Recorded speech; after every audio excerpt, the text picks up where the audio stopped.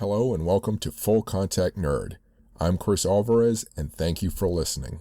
I'm speaking with Brian Herskowitz, author of Process to Product. This is part 3 of our series on writing screenplays. Today we'll be covering outlining. So thank you for speaking with me. Oh, my pleasure. Cool. So last time we spoke about structure and now Right. And now outlining. Tell me, you can kick it off. Yeah. So one of the first things that, you often hear from young writers and old writers alike is, some people love to outline. They really think that that helps them in the writing process, and some don't. And so a lot of times I get the question, do you have to outline? And the short answer is no, you don't have to outline.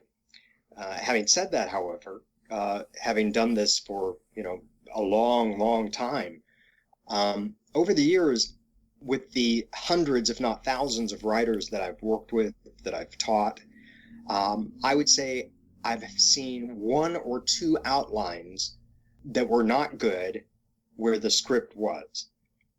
And that's very telling. One of the things that happens often is you write an outline that is not particularly detailed, that doesn't give you all of the structural elements that you need, that doesn't really kind of speak to the story. And then there are holes in that outline that do not get fixed in the script. And for me, the outline is really the brainstorming tool that I use to actually follow the path of the story, the hero's journey or the 3-act structure, whatever structure I'm utilizing. And there are writers who are completely intuitive and they do not outline. I think famously Stephen King is one. I think William Goldman sort of claimed that he didn't outline, but it was very interesting talking with him. I don't know if you know, William Goldman was probably one of the superstars in screenwriting for many years. He wrote Butch Cassidy and the Sundance Kid. He wrote Marathon Man. He wrote The Princess Bride. He had a very wide range of genres and just a brilliant writer. Mm-hmm. And he would give lectures and seminars. He was one of those writers who loved mentoring other writers. Mm-hmm. And in fact, there is a kind of apocryphal story that he was the mentor to Ben Affleck and Matt Damon when they wrote Good Will Hunting. And I know many people that he's personally taken under his wing. And one of the things that he talked about is he said, I don't outline. But as you talk to him a little bit further, he would talk about doing research and how he would research a script for 6 months to a year before he wrote his first word, and how he would put every scene down on a note card and move those note cards around and decide which scene went where. To me, that's outline. Mm-hmm. It may not be your traditional, down the page ABCD outline, but it's still an outline. Mm-hmm. And here's why I believe outlining is important. If you are not one of those just incredibly intuitive writers like a Stephen King or William Goldman, it's really easy to get lost in the woods, to get to a place where you're not sure where the characters are going, where you don't know how the story is going to progress, and to get stuck. And I think writers often make mistakes when they do that. One of the things that I tried to do with Process to Product is try to instill a method that allowed you to outline, allowed you to write without feeling like you were being put into a straitjacket. I've had the opposite experience with some writing gurus and with some books that really kind of talked about, okay, on page 1 you've got to do something, on page 7 you got to do something, on page 14 you got to do something, and each element is exactly the same. And what happens with that is you end up with a very cookie cutter type of project. It doesn't have the same sort of divine intervention that you have when you're allowing kind of creativity to flow through you. So I wanted the best of both worlds. So I wanted to set up a system where you could build an outline, have guideposts that tell you basically I've got to go from here to here, and yet have freedom in how do you find that path? How does it go? How does it flow? So that's what I recommend for building an outline. And there are methods that I adhere to for myself, that I profess for others. Doesn't mean that that's the best way. That's just the best way I've found. And for me, it begins with, and what we've talked about before, those structural elements, starting with, what is my concept? What is my theme? What is my log line? What's the core story about? And then I take that and I put it into 3 major structural beats. Real simple, the beginning, the middle, and the end. Mm-hmm. Once I have those 3 elements, I know that, if I'm doing a feature-length screenplay, for example, and I'm going to have about a 2-hour window, give or take 15, 20 minutes, that I'm going to write this screenplay for, I now have kind of a position to aim for. Mm-hmm. I know that I'm going to start, at a certain place, I'm going to get to a certain place somewhere in the middle, and then I'm going to end at a certain place. That allows me to then take the next step, which is to create that beat sheet. Mm-hmm. That allows me to go from, okay, I know I'm going to go from point A to point B, but what are the 20 steps between those? How do I get from here to here to here? And then each one of those gets filled in. And one of the ways that I like to do that is I want to look at what are some of the structural elements that are common to most stories. Mm-hmm. Look at those common elements, and I say, where do those land in this particular script? How do I get from there, the beginning, to that first part? And for me, I've kind of identified those moments, and I've left it, I think, with enough space for creativity. So, for example, after you've established this is how my script begins, the question is, what are you trying to accomplish with that first beat? And generally, in modern screenwriting, that first beat is what's commonly known as a hook. Mm-hmm. Which is that element where you want the audience to go, oh, okay, I see what story we're in. I see what kind of story we're going to be here for. And I'm ready to take that journey. So, for example, if we're watching a James Bond film and he's in bed with a beautiful woman and he gets attacked by a Russian spy and he leaps out the window and he's got on a parachute and he goes down the mountain in the parachute and the Union Jack and lands in a boat and takes the boat, and then he's chased by a submarine and he blows that up and ends up, going off into the distance. That tells us what kind of a story we're going to be in. Mm-hmm. That gives us that kind of pull into the world that we're about to see. So that first moment generally is that hook. In the book, I used a couple of different examples, but one of them is Shrek, which, as silly as it may sound, it's one of my favorite films in terms of the screenwriting, just because it's so beautifully structured and so beautifully crafted. And the opening is, that kind of funny, profane opening where he's on the crapper reading a fairy tale and then rips the pages off to use as toilet paper. And it goes into a montage that tells us exactly what the world is that we're going to be in. That it's not going to just be our average regular story, from a fairy tale, that it's going to be something different, that it's going to be a little bit potty humor, a little bit crass, but it's going to be funny. Mm-hmm. And once we know that, that's the journey we're going to take. If suddenly in James Bond, Shrek showed up, we'd be lost. We'd be going, well, wait a second, hold on. Why is there a cartoon character in the middle of this film? Mm-hmm. And unless you've established that as this is my world, it doesn't work like that. Another one that does that beautifully is Roger Rabbit, where we start off with a cartoon universe, and it's what the cartoon universe that we understand and we know and we've seen 100 times before. Mm-hmm. And then suddenly Roger makes a mistake, and we find out that he's in a combination of live action and animated world. Mm-hmm. And we start to learn about that universe and what can and can't hurt the tunes. So every film has that kind of hook that brings us into where are we, what kind of story. So the hook not only pulls us in and makes the audience have that, what the editors call the lean forward moment, that moment of, oh, what happens next? Mm-hmm. But it also starts to set a tone for what kind of story am I in? And you want to do that pretty quickly. You want to, and, again, I'm not a real big believer in you have to do that in the first page, 10 pages, 20 pages. It takes as long as it takes, but you want to do it fairly quickly and succinctly. So that's the first beat that I look at, and the first thing that I want to impart to the audience. Because I'm always thinking, regardless of whether it's an outline, it's a log line, I'm thinking about what is the audience going to get. Stephen King in his book on writing talked about being psychic Mm-hmm. and astrally projecting into the future an image that somebody in the future gets. Mm-hmm. And I always try and keep that in mind, that I'm sending this image, this vision of what I've got in mind to somebody in the future. If I'm not clear, if I'm not specific, if I'm not building a full world, they don't get the same picture that I'm sending.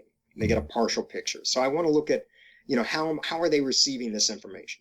I'm speaking with Brian Herskowitz, author of Process to Product. You can find more information about his work at brianherskowitz.com. If you like this podcast, Full Contact Nerd, so far, please subscribe to it and rate it if you can. Please sign up for my weekly newsletter at fullcontactnerd.com or crisalvarez.com to keep up with my latest posts. You'll also find written interviews and my social media links there. You can find the links to my other podcasts at militaryhistorypodcast.com and technologyandspace.com. And now back to the podcast. So I was just going to, it's interesting. So just thinking about the first scene, obviously it's part of the story, but the idea where it sets the tone, it's almost like it stands apart in a sense from the normal, your beats and your emotional highs and lows throughout the rest of it. It's interesting about this tone idea. It doesn't have to. Mm-hmm. It can, but it doesn't have to. It can also just be, we're starting with a particular person and their life and how they're going to move forward. But, the thing that is different about film than other media is that you have a limited amount of time to impart your story. Mm-hmm. And you want the audience to have an experience. You don't want to see people just going through their everyday lives, although you can argue that there have been films that have done that and done it relatively successfully. I think the film that was done over 12 years about the boy, I can't remember the name of it. It may have been called A Boy's Life. Is that it? But about a young man just growing up, and they shot it over 12 years, and each year the little scene of this kid's life. Mm-hmm. And there were things that happened, but it was basically a slice of life over 12 years, and the kind of the hook and the conceit of it was we're showing actual growth of this character over time. Mm-hmm. And it's in real time. So that's a very interesting gimmick and concept.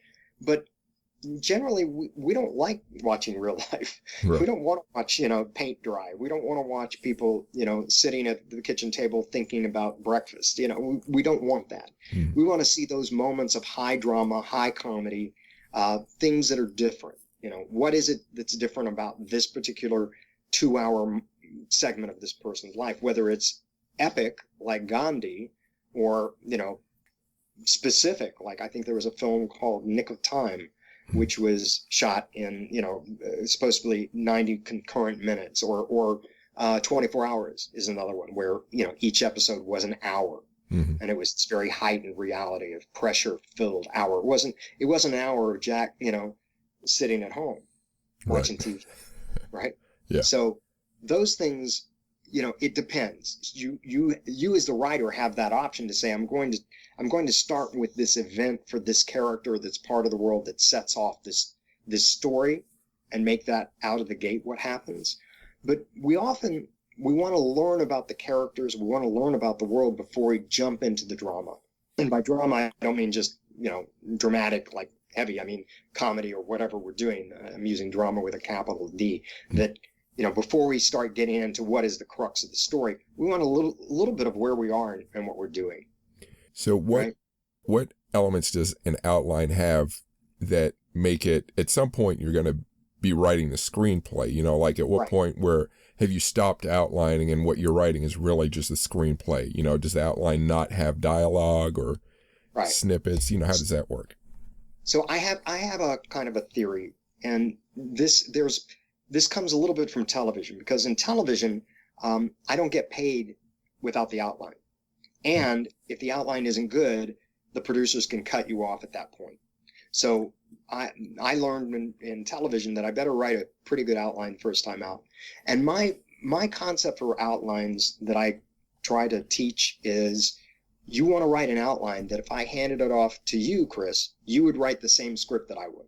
Maybe not the same dialogue, maybe have slightly different timbre, but it would basically essentially be the same script that I would write. So I want to be very specific in my outline. And the way I do that is I go through these beats, these moments that are essential to the story, that I've determined are essential to the story. And then I want to fill in all the gaps. And I want every moment that happens on screen, every scene, and every intention of that scene written down on a page. Now, do you have to do that? No, of course not. But again, the more work you do in the outline, the easier, in my opinion, writing the screenplay becomes, because then you're really just focusing on the voice of the characters and writing dialogue. So I think you spend, as much time as you can on the outline. The other thing is and again, this is, my own philosophy, you want to have, some room for invention, for, for divine intervention, for the ideas that come to you. You want to be able to have something occur to you that changes the story. And I suggest, you don't have to do this either, but I suggest that when you do that, you go back to the outline and you alter it in the outline. And the reason is, sometimes you do a change in a script. You go, I'm writing, and I go, wait a minute, I don't want him to go that direction. I want to take him right and not left. And I turn right, and then later on I realize, oh, geez, you know what? When I turn right instead of left, that changed this, and this moment, and I wasn't prepared for that.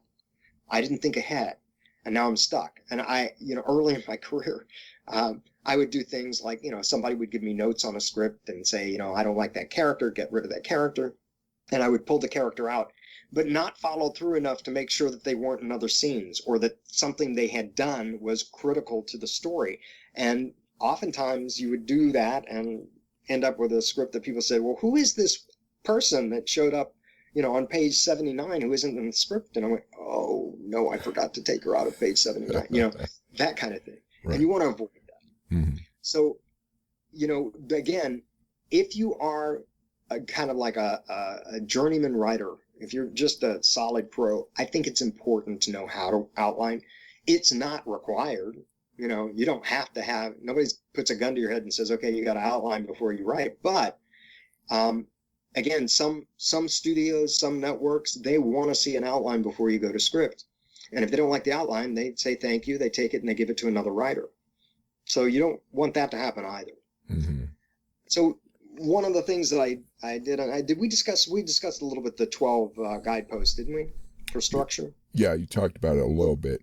Yeah, the 12 guideposts that I put together are the structural elements that I feel every script has. Mm-hmm. And again, I try to leave them specific enough to where you understand how to go from A to B, but vague enough to where if some inspiration comes to you, you can then turn and adjust it.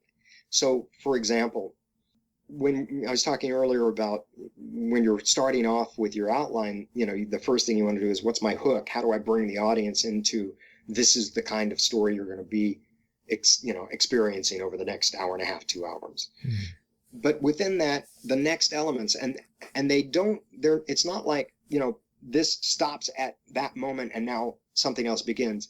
This is more like a soup, or, you're making a dish and you're adding different spices as you need to create whatever flavors you want.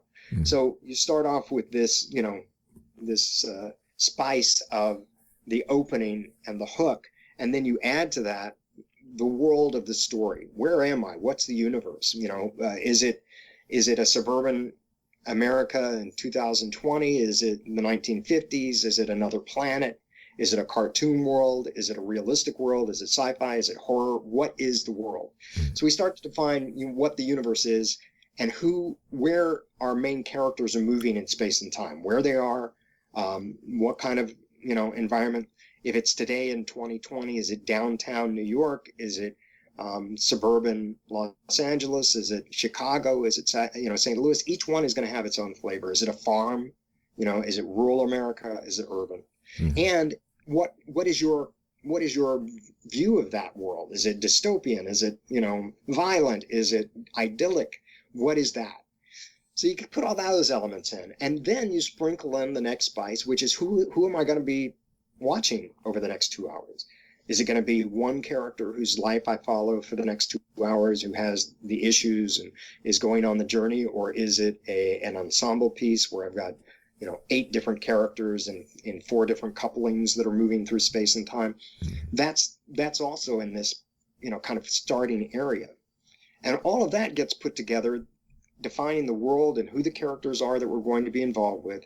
And that leads to our first act break, or depending on what your philosophy is on structure, either the act break or the hero's journey, which is now there is an inciting incident, something happens that changes the direction of the story. So, you can look at, I was watching a movie last night called Maleficent, which Angelina Jolie, which didn't do very well actually, but was, I thought, a pretty good little movie. And little movie, $150 million, but still, for me, that's a little movie. I think it has a lot of fans, but go on. Yeah. So, in that film, we start out with this very imaginative, beautiful fairy land, and Angelina Jolie as a young girl is this queen of the fairies, and then she meets a human, and they start to have kind of a flirtatious relationship, and then it gets to a point where he steals her wings. Well, that's the act break. That actually changes the story. Before that, when he meets her for the first time, that is an inciting incident. And why? The definition for me of an inciting incident is the first moment that I removed it from the story doesn't go forward. So if he doesn't come into the forest and she doesn't meet him for the first time, the rest of the story does not happen the way it happened in any way, shape, or form. So you have to have that moment. In Rocky, if Apollo Creed's opponent didn't break his hand, you wouldn't have Rocky going forward, right? And then what is the act break? The act break actually puts them on a path. So now Rocky is told, hey, you can fight for the heavyweight championship of the world. And he goes, okay. And off he goes to train, to try and build up his stamina, to, improve his boxing skills, to get Mickey on board, all the things that he does. And the same thing with Maleficent. She, curses a child. She, then watches over the child so that she can take her revenge, and then she falls in love with the child. So those are all things that have to happen, that happen after we have the act break. And for her, it's when she is betrayed by this guy, he steals her wings. And by the way, sorry about any spoilers, but it's an old film, so. Yeah. And that actually changes her path. She's our hero. We're going to follow the world through her eyes, not entirely, but mostly through her eyes, and we're going to relate to her more than any other character. So that brings us to the first act break. So there are already 4 elements. We have the hook, we have the creating the world of the character, and then introducing our main characters, and then we have an inciting incident, something that happens that is going to eventually change. It's the seed of the first act break. And the first act break comes along that actually changes the path that the character's on. It takes them in a new direction. And that can be physical, it can be emotional. It just changes the story for them. They're going to head in another way.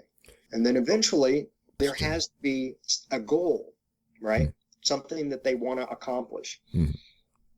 And in the best of storytelling, the goal is kind of different from what the character wants or needs. So there's let me rephrase that. There's a want that the character has. I'm going to take revenge against this child.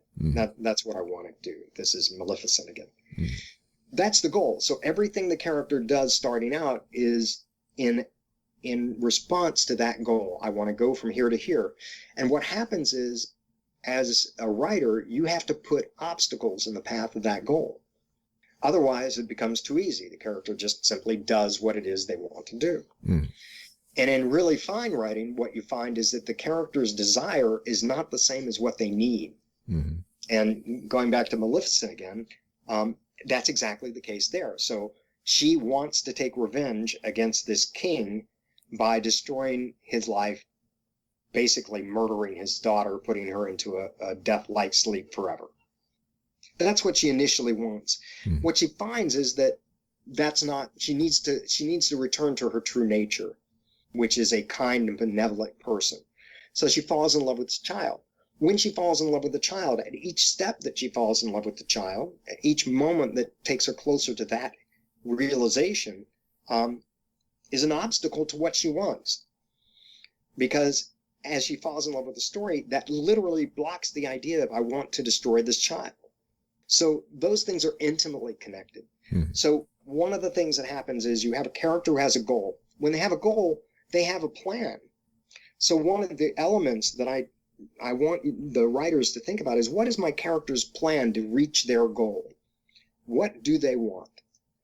And then as soon as you tell them, okay, you want to go to the disco, you put a bouncer who's 6'8" and 320 and all muscle in the path of his goal.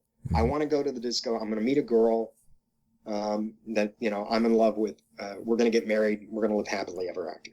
Well, there's a big old guy in the middle stopping me from getting in. So now that becomes a structural element, in my opinion. So I've gone from, here's my act break. Now I've got a plan that I'm implementing. And then I have an obstacle to the plan. And what happens is there's this leapfrog of events that happens. There's a character has a plan. Then there is an obstacle to that plan. Something stops them from getting what they want. So what do? They have to come up with a new plan. Often that includes gathering allies or training or doing research. So if it's a courtroom drama, they may be interviewing witnesses. They may be looking, researching the law. They may be gathering evidence. If it's a love story, they may be, looking at other ways that they can get to that love of theirs. Getting allies to try and help them. Trying to improve themselves so that they are worthy of that particular person. Mm-hmm. Those are all things that they try to put together. And as you do this kind of leapfrog, you go from, I've got a plan, there's an obstacle to the plan, and there's a new plan. And depending on the genre of the piece, oftentimes you have a kind of a secondary plan obstacle for your opponent. There's somebody who's evil. There's, Thanos, who wants to save the universe by destroying half of it. Mm-hmm. If I get rid of half of the universe, I save the rest. And in a way, his intentions are good. His methods are horrible. Mm-hmm. So people want to stop him. So he has a plan that he's trying to implement. At the same time, our heroes have a plan that they're trying to implement.